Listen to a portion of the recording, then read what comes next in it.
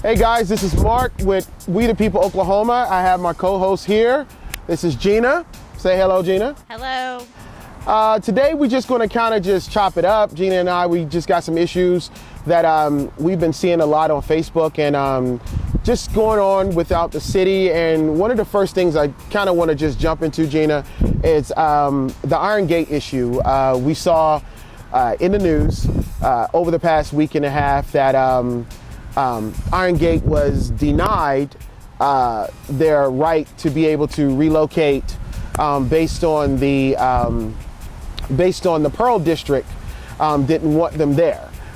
So for those who don't know about this situation as far as Iron Gate is concerned, Iron Gate is a soup kitchen that is downtown, and they feed probably close to 300,000 people a year. And they're needing to open up their spaces and relocate to a much larger area. And they've chosen the Pearl District, which we're close here now, but they somehow have been rejected by a lot of the people, the Board of Trustees and the people over at the Pearl District. And Jeana has a little bit update on this story. So what you think about it?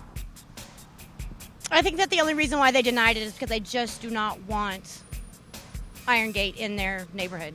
They don't. And they're stating that it's a parking issue, right, a safety issue, right, and that's just not the case. Well, but the thing is, though, is that Tulsa does have a homeless problem. I mean, yes, we do have a homeless problem, but the way I think the president of the Pearl area kind of went about it was kind of crass a little bit. I mean, what did she say? Well, she said basically that, hold on, let me check my notes. Okay, her name is Leanne Benton. She's the president of the Pearl District, right, and she's completely against the move. Right. She was quoted as saying, "I don't think it's a win until we find a way to work together to find out how to move forward and not just feed people, but solve the homeless problem in Tulsa. I think there are better solutions and better locations." Well, I mean, and I have a question for her is like, okay, what are those solutions?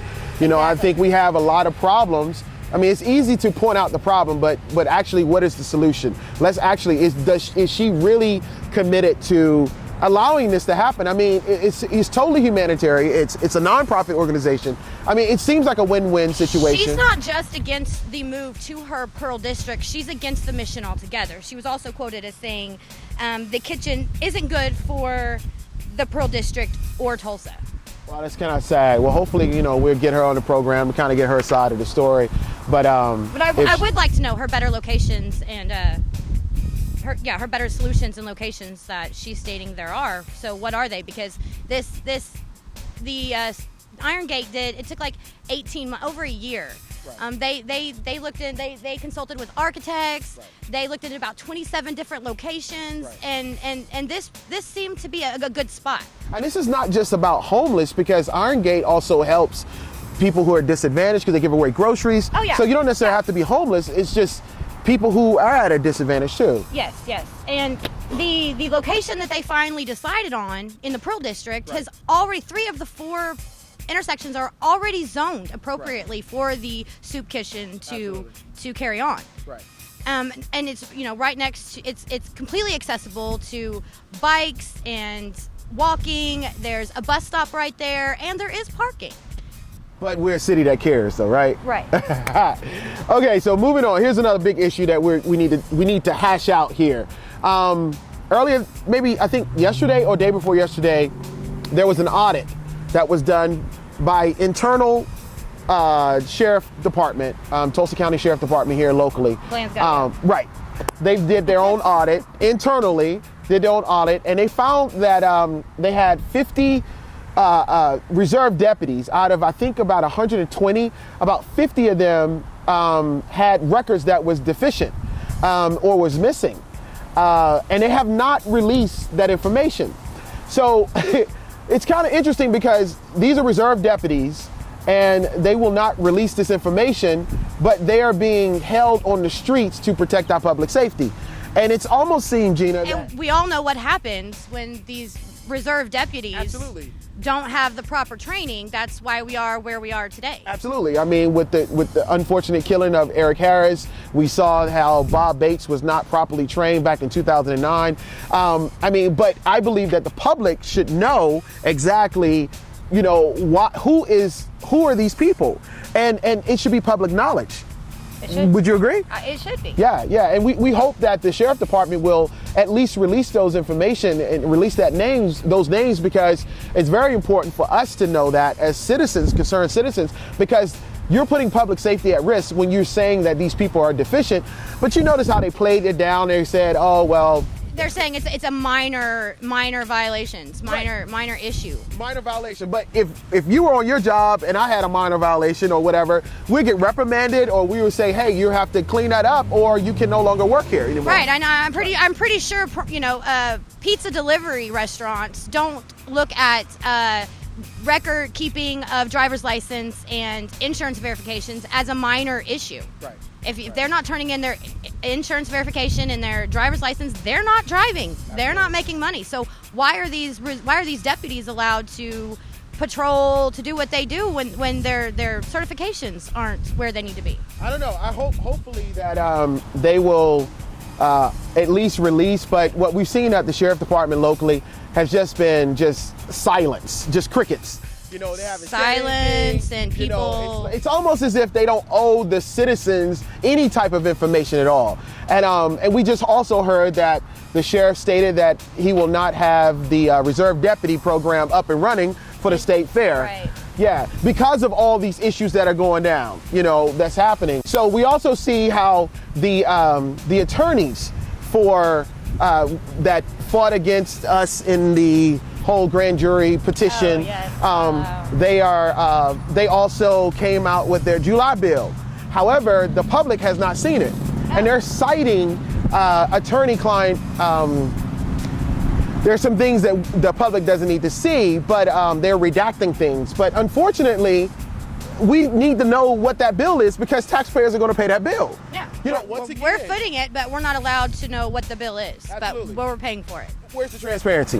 Where is the transparency? But we're once again, we're a city that cares. We're a city that talks about helping our people and just letting people know that we're there. But then when it comes down to the government in itself doing what they're supposed to do, they hide behind certain things to say, oh, it's not our responsibility, or we can't do those things. Right. So yeah, hopefully soon, and we're putting pressure on the Tulsa Sheriff Department to at least release that information. Another issue we were talking about is DUIs. This whole DUI program. Right, absolutely. I don't know if you guys noticed that every weekend, there's been a DUI checkpoint, and it's kind of like, what is the purpose? You know, I mean, are they really arresting DUIs, or is it a money-making thing?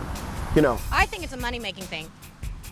When only 4% of their arrests are DUI, I really feel like they can do better patrolling, extra patrolling versus sitting in one spot. It doesn't work with the state laws that require them to announce where they're going to be. With technology, GPS, you know, you plug in an address through GPS, it's going to divert you a different way if there's a roadblock. Social media, it's word of mouth, text messaging. It's very easy to avoid these checkpoints. Okay, but some critics will say, hey, if you get one person off the street that was drinking, it's worth it. It is. But you can get so many more off the streets doing a patrolling versus just sitting in one spot. Right. Just sitting in one spot. And until I witnessed the DUI checkpoint in person, I mean, I always didn't agree with it. Right. But when I witnessed it in person, I really didn't agree with it. Just to find out that where they pull the cars in is, they refer to that as the bullpen. Right.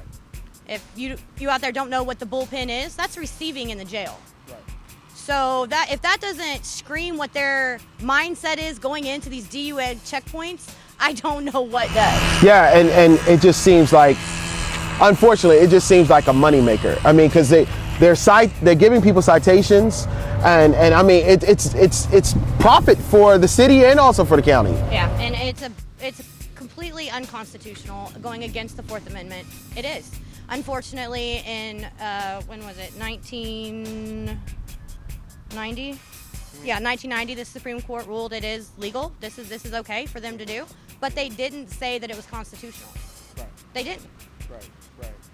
Well, I think it's time to be. It needs to be revisited. It needs to be challenged and revisited back at the Supreme Court level on whether or not this is okay. It is against the Fourth Amendment. It is. Well, then we have some people like, Mothers Against Drunk Driving, and people have been killed in drunk driving accidents, and they have caused problems. So. The president of MAD said that they're not there for arrest. They're there to deter drunk driving. Wow. And. Yeah, they're arresting. They're not deterring. They're not just arresting. I mean, the 11th in Harvard on September 5th, that was 109 citations were given out, 20 misdemeanor, 2 felony warrants served, 12 arrested. There was one on 200 block North Detroit. Out of 240 vehicles, 6 DUI arrests, 1 public intox, 8 misdemeanor warrants, 65 citations, and 29 warnings. Wow.